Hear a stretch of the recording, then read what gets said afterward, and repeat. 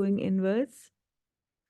So let's close our eyes, straighten our backs,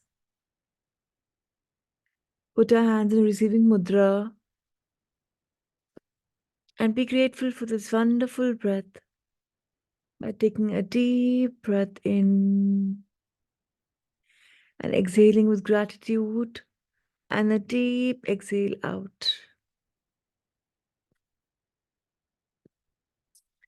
Now with the next breath in, let's fill our body with so much of love. And as we exhale, release all things which are not required by our body.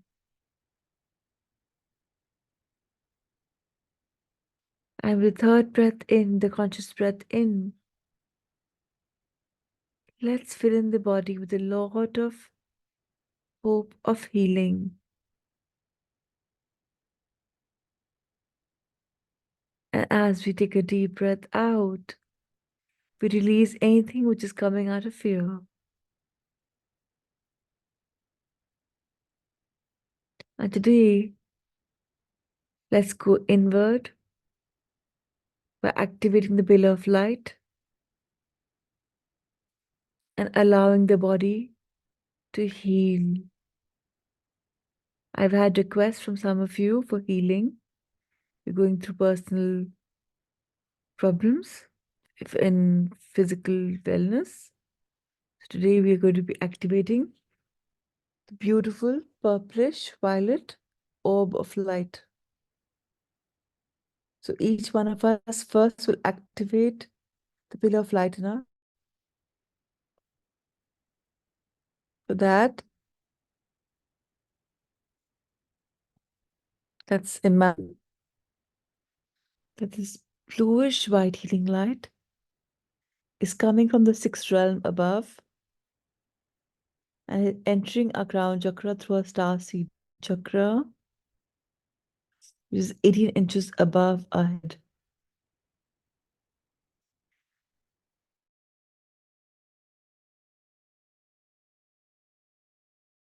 Feel making its way into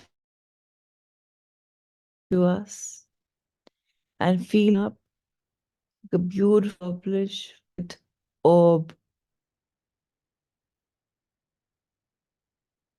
Then let's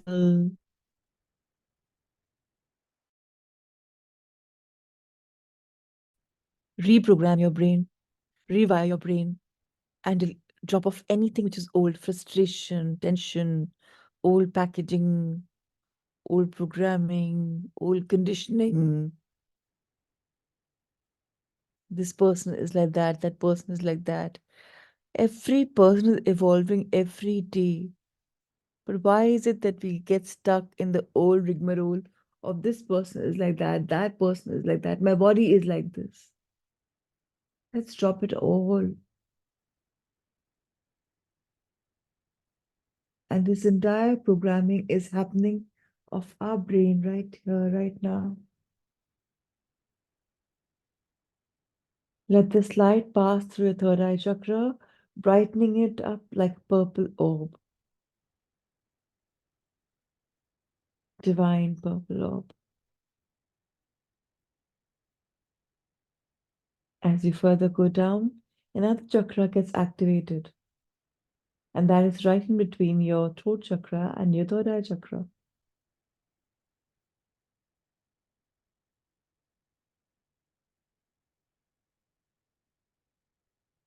Feel it activate and open up.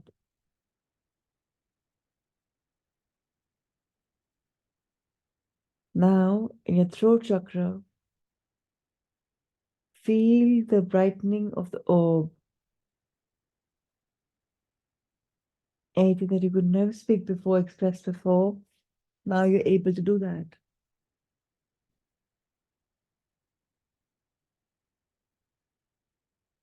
Further travel down to your heart.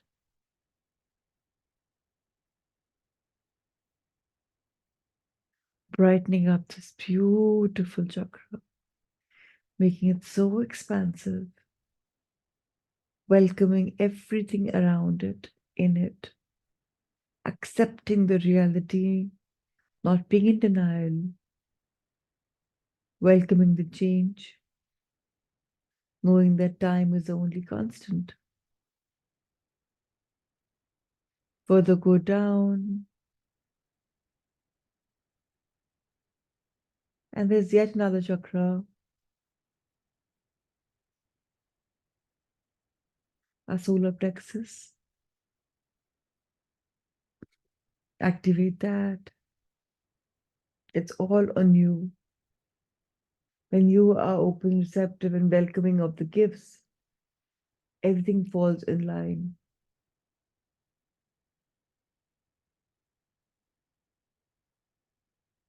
Let the light traverse down and open up your sacral chakra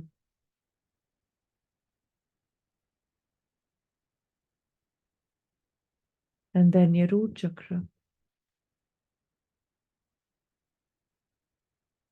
This light is now traveling in your body.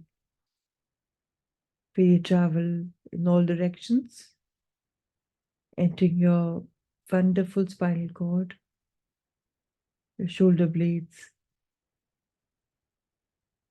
activating all your nadis, Ida, Pingla, Sushmana, and the energy is rising now. See the light travel between your hands.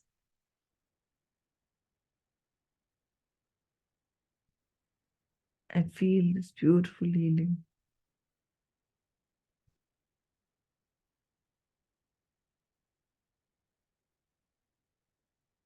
Feel the light travel in your hip area.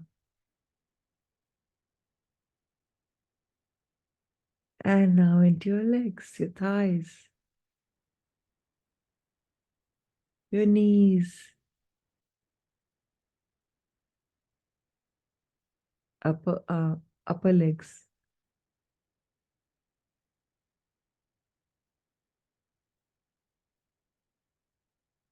Somehow being guided to healing that part. Now back again, the knees. Knees is the most important joint. Heal this area. Your calves, front, back, side,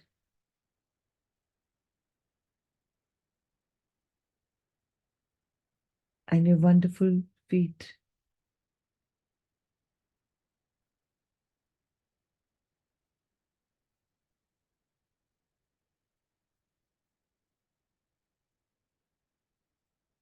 Now this light is again going into Mother Earth, knowing that Mother Earth will be so generous. What we give is what we get. We give her light and she gives us much more bright light. So many folds of what we give. And this beautiful golden healing, golden yellow healing light, Mother Earth's light, is giving us auric body.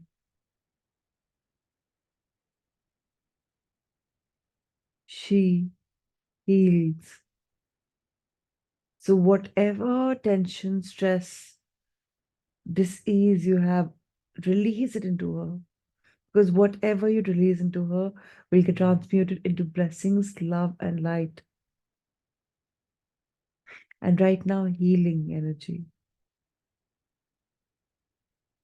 As you continue to give, she's continuing to give you healing energy so much more effective. As energy is traveling all over your body, reactivating, brightening, more brightening of your chakras.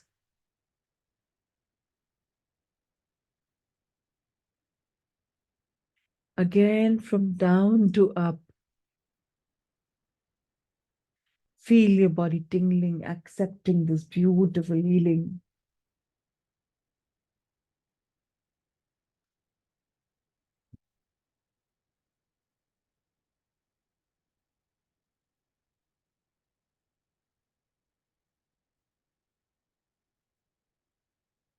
And now, Imagine yourself in this wonderful purple bluish orb where more colors are coming in.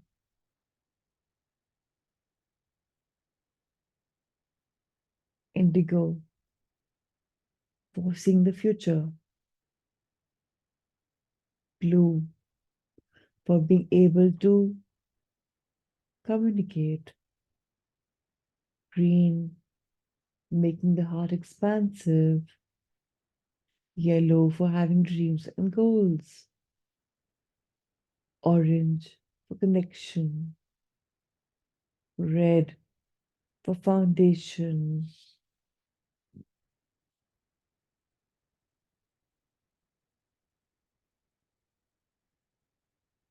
And now, just touch each other's hands because you're seated in a concentric circle. And in the middle is this beautiful, beautiful tree with such a thick bark. Now we've heard Ma Prakriti heals, Mother Nature heals. This tree has been there for years, been absolutely giving. So now we hug. As a circle, we hug this tree, and this tree is still so thick. We gather the circle around closer and we hug this tree. And we speak of our problems to the tree. And we request for healing. And now we must know that trees have roots, and in the world below, all of the roots are connected with all the trees. And the plant consciousness whispers to each other our problem and our solution or our request, and it's given the task too. Right now, the healing has begun.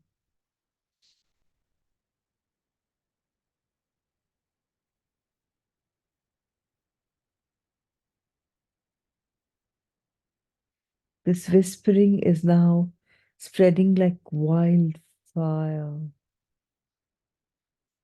igniting the fire of healing in this purplish orb that we're sitting in.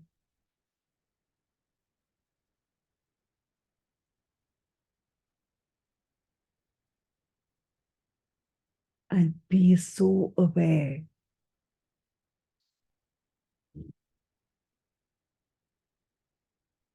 You may feel that your feet have grown roots, or the roots have now come near your feet. Allow that to happen. Because wherever roots are growing or touching, they are giving you a healing energy.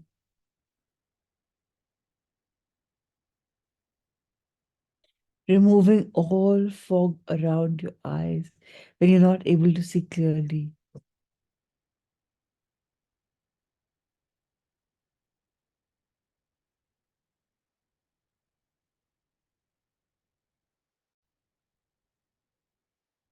Allow healing to happen.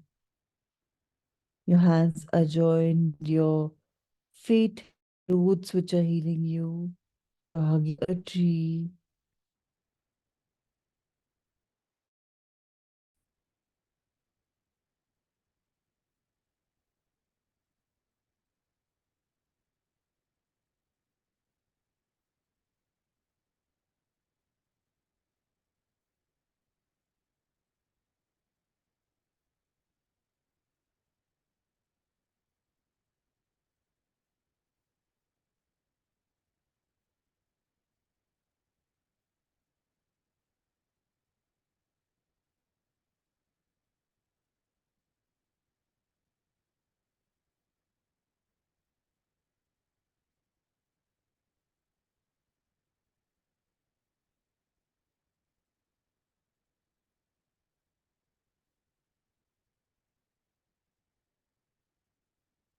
Now, all around you, the healing light is activated. You have become healers.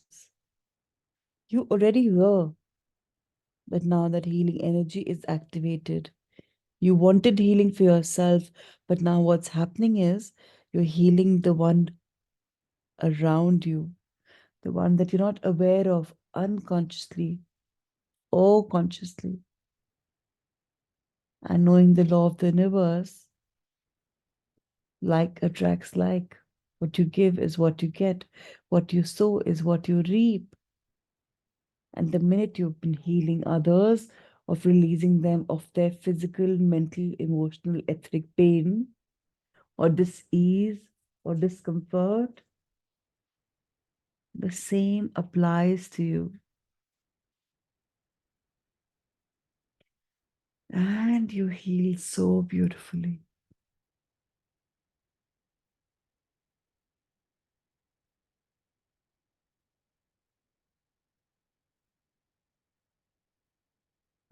Allow the healing to heal you. Feel the pain being sucked away, being diminished, the blockage gone.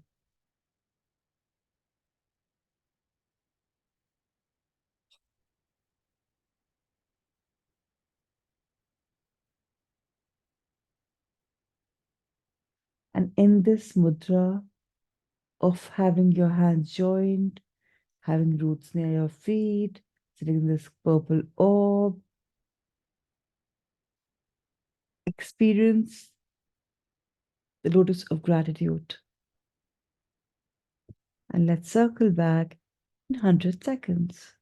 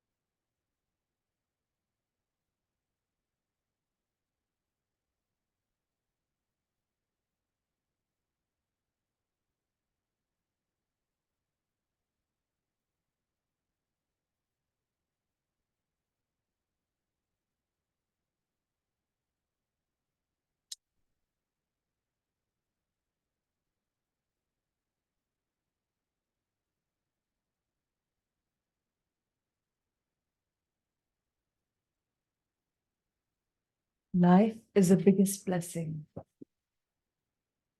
We are blessed beyond our knowledge.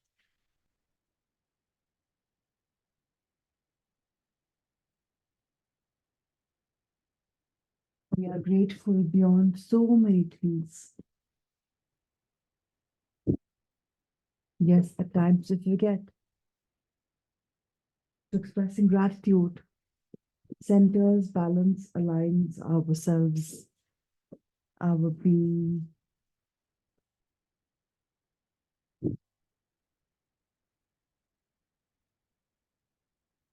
And now, whenever you're ready, bow your head in gratitude to all divine beings, light beings who descended right now in helping us heal in this purple orb. And while you're expressing gratitude, continue to feel that your dis-ease, your discomfort is being healed. And as your heads are bowed, be so grateful from your heart that these simple, basic healing modalities exist, which allows us to relieve ourselves from any unnecessary discomfort. And also, let's remember we are emotional beings. So rather than denying ourselves of some emotions, it's very important to go through those emotions, process them, and not question. And there's nothing called not good emotions or negative emotions.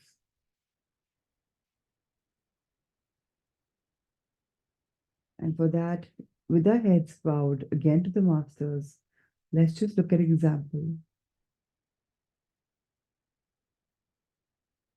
If you have lost somebody and you're grieving, and somebody comes and says, Kuch nahi hota hai, come on, it's okay, ये होता रहता hai. Get up, rise and shine. Their optimism can become toxic for you because you are grieving.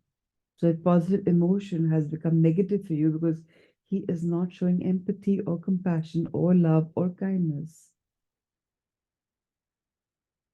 Or if we speak about rage, road rage, or any rage, it's a negative emotion. With the same rage, when our army men on the borders feel for the opposite, they even put the war paint on their face, which gives them tingling sensation, which aggravates their, which agitates them, and that rage is that time positive because without that they can't defend the country. So let's not label emotions as negative, good or bad.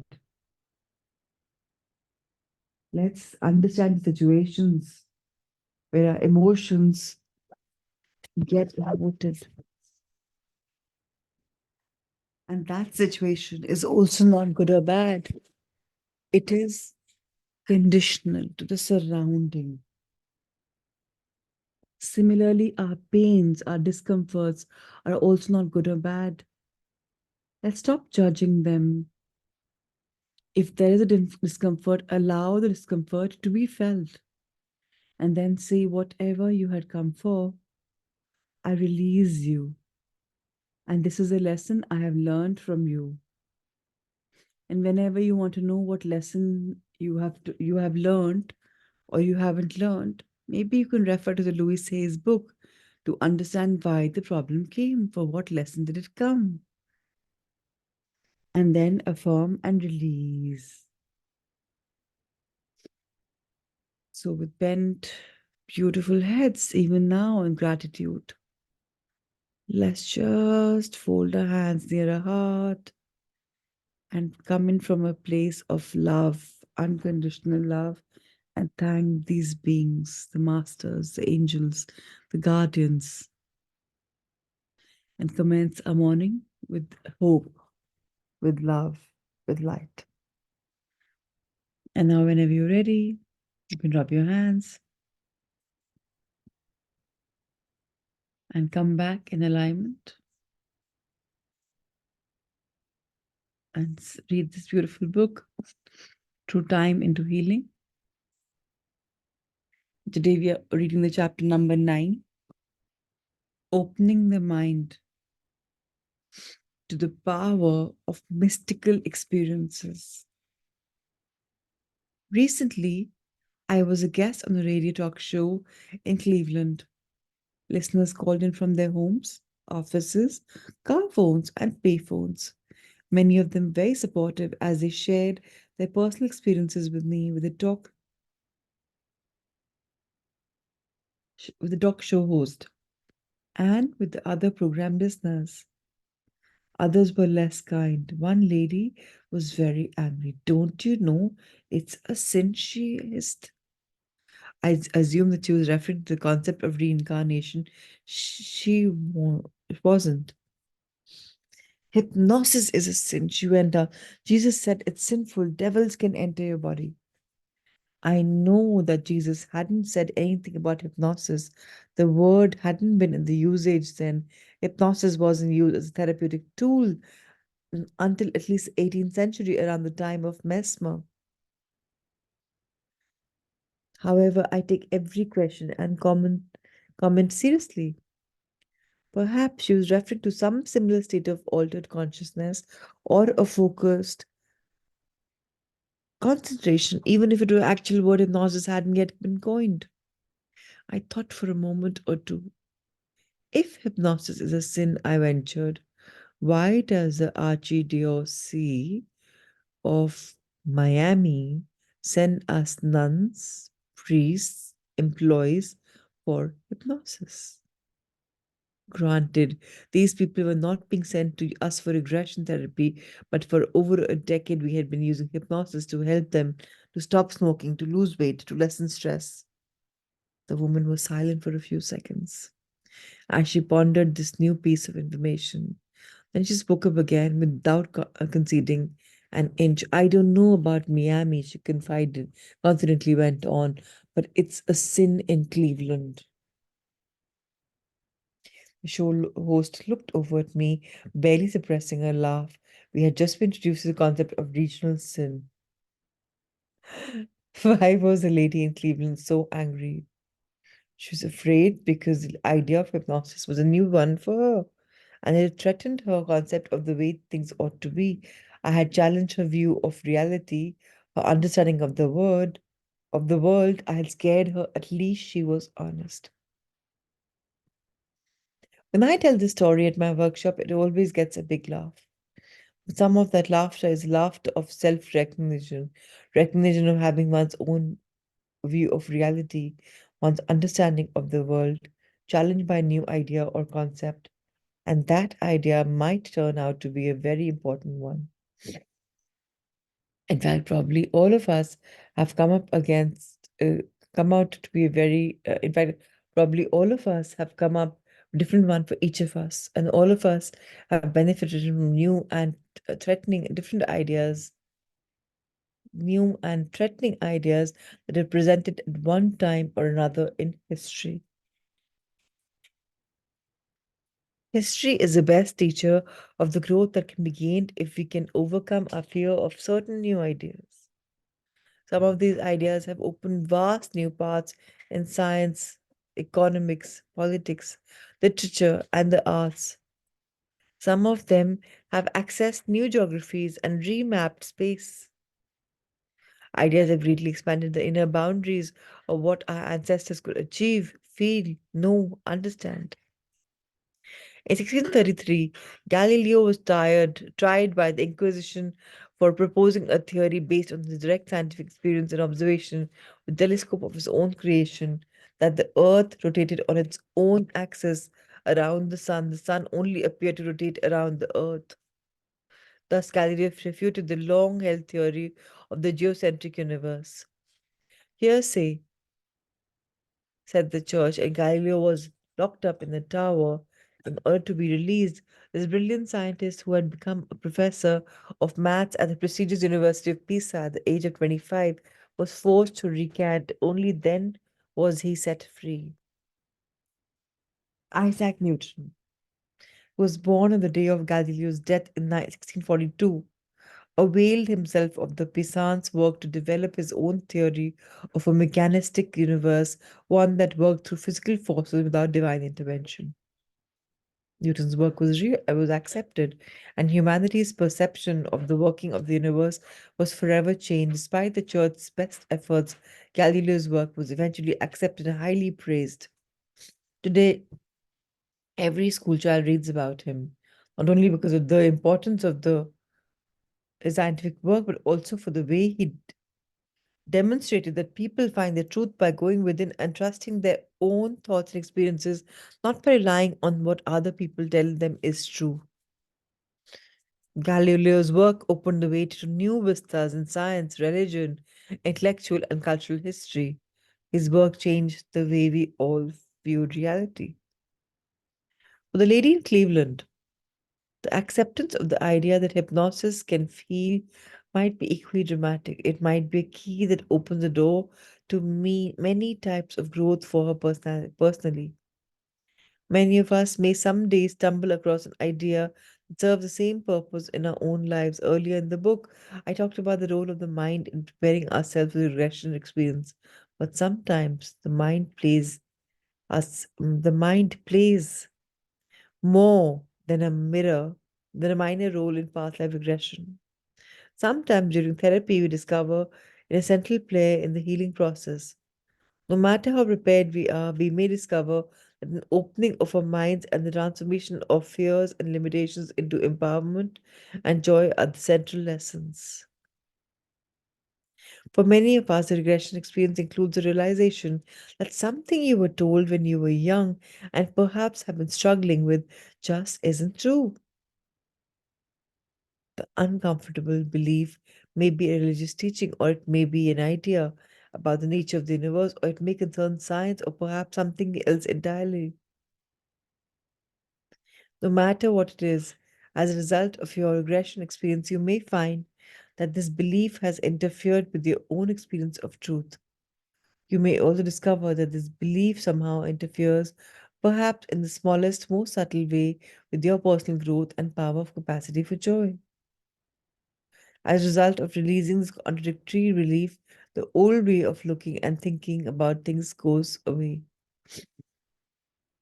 How did you acquire this limiting belief in the first place? The person who told you might have been wrong, or you might have accepted what you were taught. Were you quite young without thinking it through yourself or having your own confirming experience? But that it does not change the truth. Truth is absolute, and truth, like love, is constant. When you accept the truth, life's possibilities seem to expand. The lesson for some people is to open up to truth and love. Can anyone volunteer to read? If yes, please let me know. Until then, I'm going to be continuing. Anita was a 42-year-old housewife from a strong Italian Catholic cultural and religious background. When she came to me just to see what comes up, she was severely depressed and taking medication for the depression. Anita exhibited an unusual symptoms of a clinical depression, dysphoric mood, disordered sleep, feelings of hopelessness and despair, and a lack of energy. This condition usually indicates a feeling of powerlessness, and this word certainly described Anita. She felt oppressed by her family, a ritualistically religious background, and especially by the way these two forces seemed to dictate her role in life.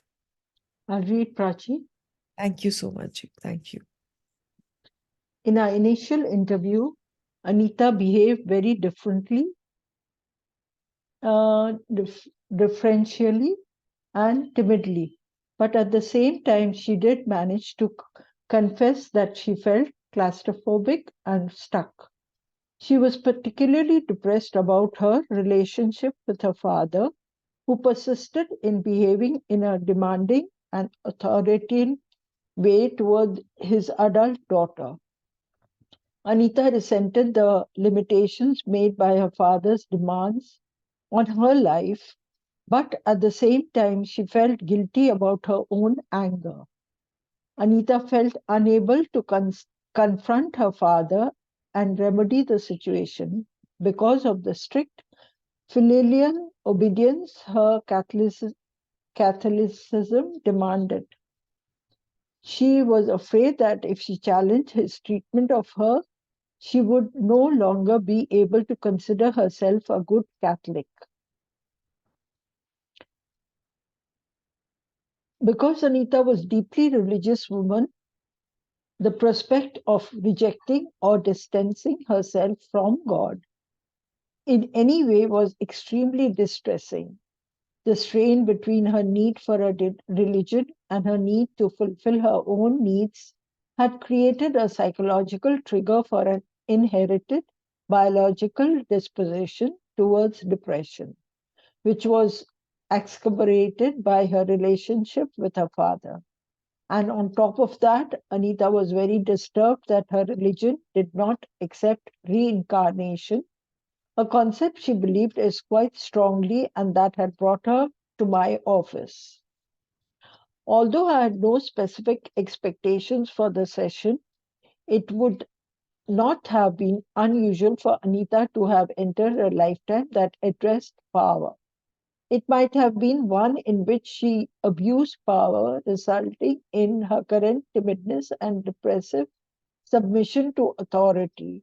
or it might have been one that mirrored or somehow elucidated either the current powerless situation or her experience with her father. However, as we began the regression, an unusual thing happened. When she opened the door to the past, Anita did not enter a past life. Instead, she went to a place that seemed to be between lives. It appeared to be a garden like place filled with much wisdom. It pulsed with purple and golden light, and it was filled with many wise guides. Suddenly, from that place, this withdrawn and deferential woman began to teach me profound truths about love and wisdom. When you want to comfort someone, don't listen to their words. The words may be misleading or wrong. Anita calmly advised me, go straight to their hearts, straight to their heart. Their words may be pushing you away, but they will still need comforting. When I heard these words, I was amused. Other patients accessing a similar place had echoed the same thoughts. This woman, who was not a scholar, a theologian, a philosopher, or psychologist, was nevertheless teaching me something very important about human nature. Anita had more to say.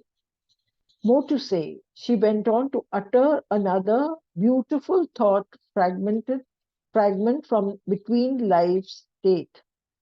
An alignment of love from the mind to love from the heart, then we are in harmony, in balance.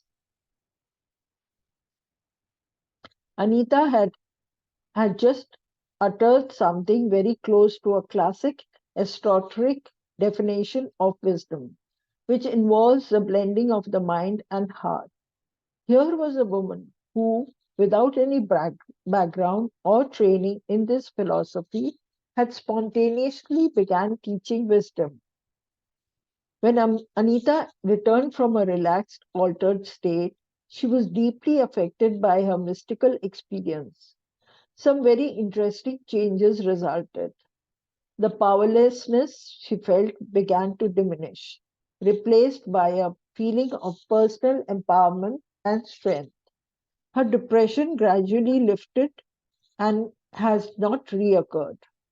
Now that she has had her own experience of truth, she feels less oppressed by her perception of traditional Catholic values. She is more confident about redefining her relationship with her father, a task that she had undertaken with gusto. She feels more love toward him now because her regression experience allowed her to understand deeply and personally the important part love plays in grace. She is also able to see her father more clearly as a person with his own fears and limitations. He has become life sized and she has forgiven him. Anita recently confided to me that her experience with accessing truth directly has resulted in an unexpected bonus. She has discovered that she has some healing abilities. For instance, she has found that her children's fevers responded to her touch. She has met with some well known healers and feels that she is at the very beginning of a long, wonderful, and exciting path. Born with congenital heart defects, a young boy required open heart surgery at ages 3 months, 2 and 1.5 years, and again at 5 years. The boy nearly died several times during the operations, and his doctors did not expect him to survive.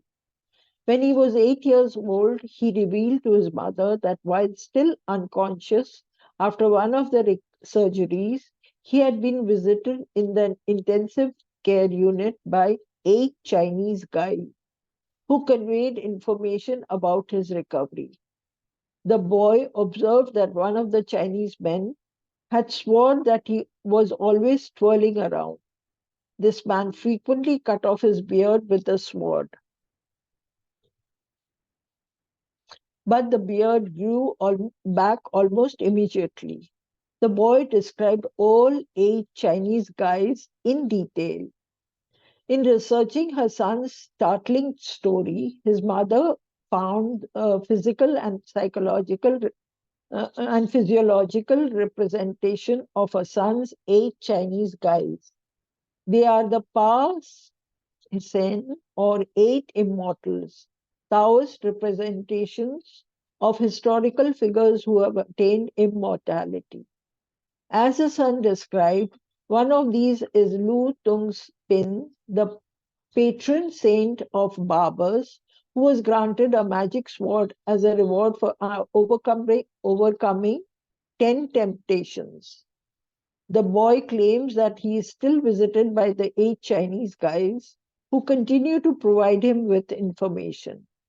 This is his direct mystical experience of truth and guidance, which he accepts completely, joyfully, and unquestionably, and which provides him with comfort in traumatic and frightening moments. Unencumbered with an adult's mental filter of what is right and wrong to think and believe, this child is able to accept both a direct source of guidance and a direct experience of spirituality. Unlike his very curious and well intentional mother, he has no need to research the facts. I recently had a patient from Georgia. Birth was a woman. Birth, Beth was a woman in her early 50s who ran a real estate business out of her home. She had been separated from an extremely controlling husband who had been having an affair. At the same time, she recognized that she was over involved with her adult children's lives as a result of the separation from her husband, which was a positive step for Beth. Personally, she had taken on her daughter's and son's problems in relationships and careers as if they were her own. Beth felt she need to overcompensate for her husband's aloofness to the children, and this added responsibility compounded her own problems, causing her to feel depressed and overwhelmed. Beth was unfamiliar with the historic literature. She had read many lives, many masters, but little else about psychic phenomena, past lives, or related subjects. Most of all, she was concerned about her relationship and alleviating her feelings of sadness and hopelessness. In an hypnotic state, Beth began to relate an episode that made me recall what I had read about Edgar Say's the legendary medium and seer. Beth found herself in a magical garden or estate filled with beautiful rolling lawns and hillsides and dotted with unusual looking crystalline structures or buildings. Soon she stopped in front of a large and particularly beautiful building that was inlaid with marble. At this point, a wise guide wearing a white robe joined her. Together, they ascended the staircase that led to the building. Beth had the feeling that these steps were very vaguely familiar. Once inside, she discovered that this building had many rooms in it, like a library. Her guide showed her a large room and led her to a particular shelf where she found a book that had her name on the spine. She opened it to a page that had the circumstances of her current lifetime written on it. Beth found that if she turned back the pages in the book, she could read about her past lifetimes, and she did so. I watched her scan the book with her eyes closed. She seemed to be experiencing and absorbing quite a bit, but she did not feel the need to share this knowledge with me. Beth was told that other pages in the book held her future lifetimes, but in every loving tones, her guide asked her not to look at those pages. In the book, Beth also found what she called her soul name. After an hour's visit, she reluctantly returned. The depressed and saddened woman who had entered my office had disappeared. She began to reassure me about how beautiful and loving this experience was, and her demeanor showed me that she was full of hope, that there was nothing left to her fear of her fear. She related that she was told that she had been to this place before, but that this time hadn't been right. The time hadn't been right. That was why the steps seemed familiar. That is why the steps seemed familiar. In the book, she read why she had chosen to experience her current lifetime. Her current troubles and obstacles were not random or accidental, but had been designed to accelerate her spiritual progress. These challenges, her guide told her, would teach her about love, jealousy, and anger. It was in the difficult lifetimes that the most growth and progress were achieved. Easy lifetimes, she was told, were more like a rest.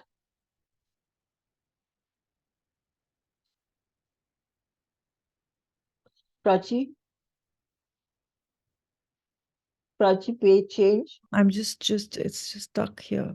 Just a minute. It's not moving. Just 1 second. Yeah.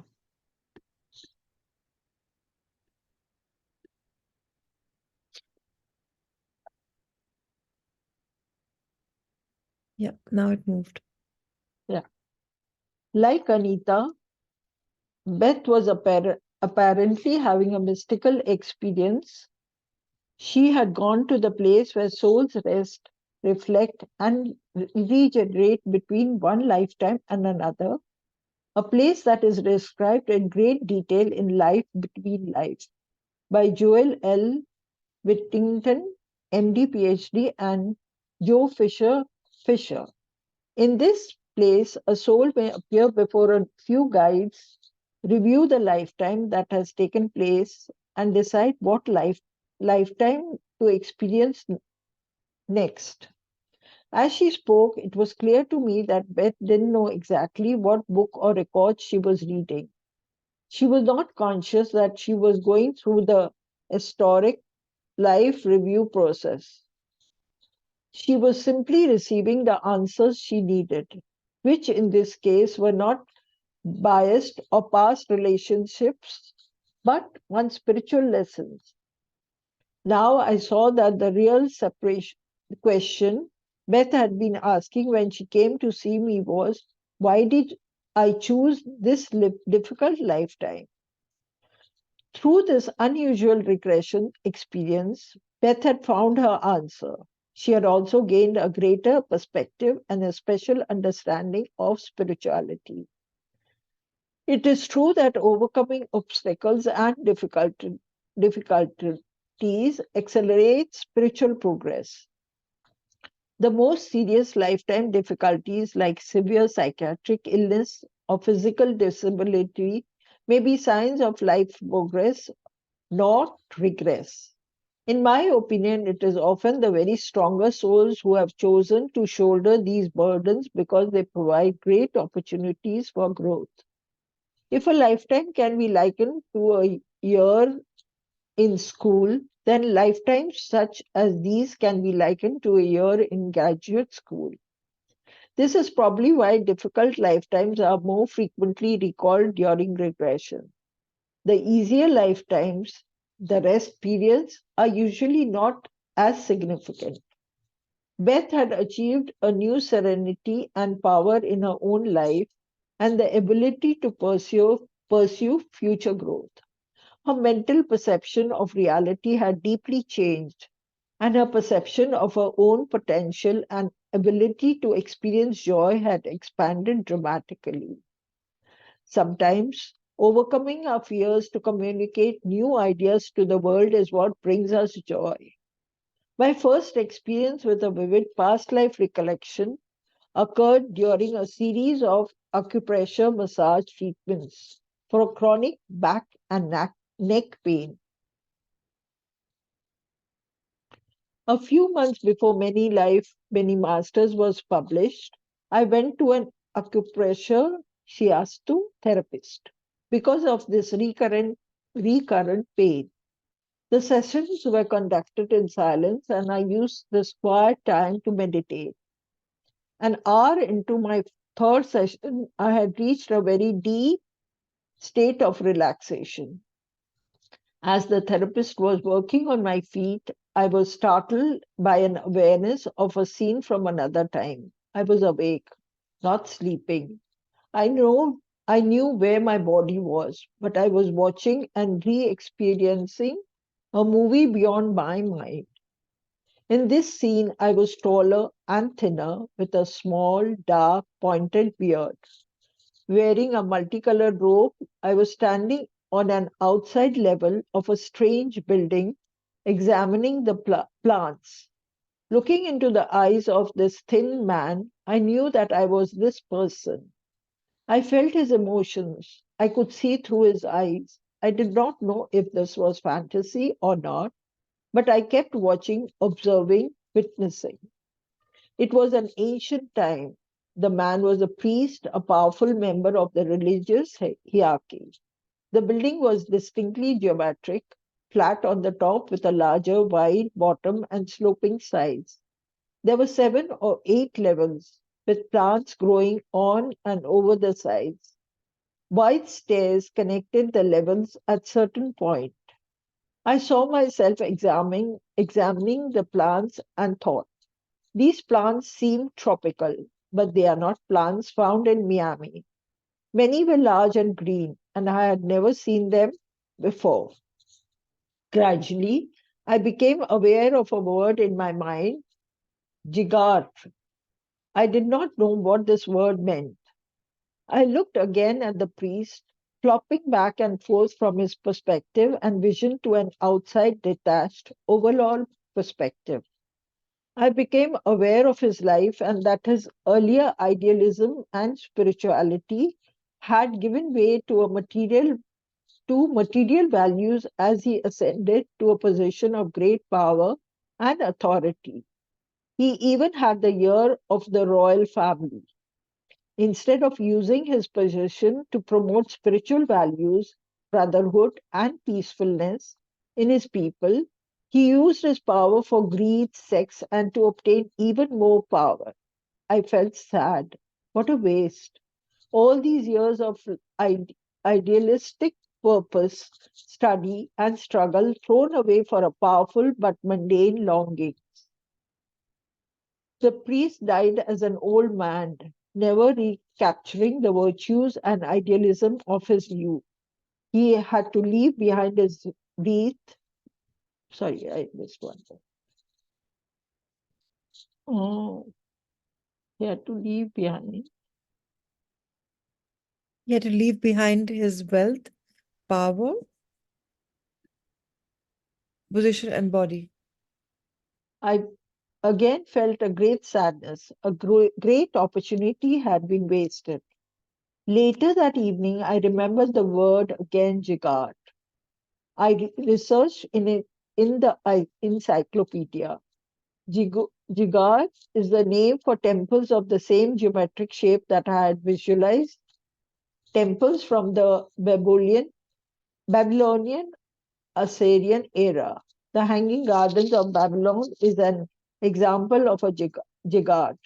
I was shocked. I could not remember ever studying this. A few years after this experience, I had organized a 4-day regression training workshop in Boca Raton. About 30 therapists, mostly psychiatrists and psychologists from all over the country, attended. We worked for 8 to 12 hours each day as all attending regressed each other and were regressed in turn. A closed system like this one, full of bright people and highly charged with energy, can become very intense, and that intensity affected me. It affected me so much. In fact, that one on the second night, I woke up in the middle of a vivid dream. Once I was awake, the dream further unfolded as I continued to maintain a deep hypnotic state. This dream was one that tapped a past life memory. In that lifetime, I appeared as a prisoner somewhere in Europe during the Middle Ages. I was held captive in what looked like a dungeon. The room was underground and made of stone. I was chained to the wall by one arm, and I was being tortured for my beliefs, particularly for teaching about reincarnation, which was not accepted in the Catholic country. My torturer's heart was not in his task, but he followed his orders. After several days of this torture, I died. When the dream ended, I was still in a hypnotic state. In this highly creative state, I remembered the lifetime I had experienced several years earlier when I was a powerful priest at the Jagat in the ancient Near East and had abused my power for material gratification. And then a voice came to me. When you had the chance to teach the truth, you didn't, the voice said gently and lovingly. Then, when you didn't have the chance, you did. In that lifetime, you died for this belief when you didn't need to. You could have just as easily and successfully taught about love. At that moment, it wasn't right to force the issue. This time, the voice went on just as gently, addressing my current lifetime. Get it right. At that moment, I understood that part of my life's purpose was that of transforming fear into love and wisdom. I could not be afraid to teach. Caught in the rut of everyday life, we are all sometimes so consumed with worry and anxiety, so concerned with our status, our exteriors, with what others think of us, that we forget our spiritual selves, our absolute truth, our inner power. We worry so much about our reputations and positions, about being manipulated by others for their gains and our loss, about appearing stupid, that we sometimes lose the courage to be spiritual. We become too fearful to know and to experience our own love and power. Times are changing. Scientists with bold new ideas are no longer being imprisoned the way Galileo was. The struggle now is more internal and personal. The boundary between intellectual concept and direct mystical experience is blurring. Recently, some psychists at a prominent university contacted me. They were working with a Chinese Taoist master to see if they could discover a way to map, explain, and replicate the art of Qi Gong, which promotes healing through movements, meditations, and energy work. This was a marriage of Eastern mysticism and Western science. I was invited there to explain the past life regression process, which is an essential component to the Qigong healing modalities. With my arrival, these open minded physicists began to address the idea of reincarnation as well. Many such dialogues are now occurring throughout the country. Physicists and psychiatrists are becoming the mystics of the 90s. We are confirming what prior mystics intuitively knew, that we are all divine beings. We have known this for thousands of years, but we have forgotten. And to know our power and return home, we have to remember what is really true. We have to remember the way.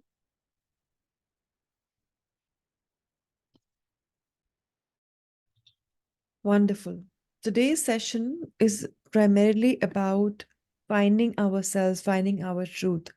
And if we all believe that this healing modality is there, then we can invoke that presence in us. And when we invoke the presence in us, and when we chant that beautiful mantra that I gave all of you, which I myself received, then a lot of answers and modalities will come downloading. So I request everyone to please chant that so that you are on this inward process and all these answers can come downloading. But never forget the mudra. Always do the mudra also. So lots of love and light. And I thank Pratima ji yet again for volunteering to read for all of us. And it's really a blessing to hear your voice, soothing, and it's very, for me, therapeutic. So thank you, everybody. Have a very blessed morning, and I'm going to see you tomorrow at 6 a.m. Thank you so Thank you, much. Prachi. Thank you for giving me this opportunity. Thank you Thank so you, much. Pratima. Thank you.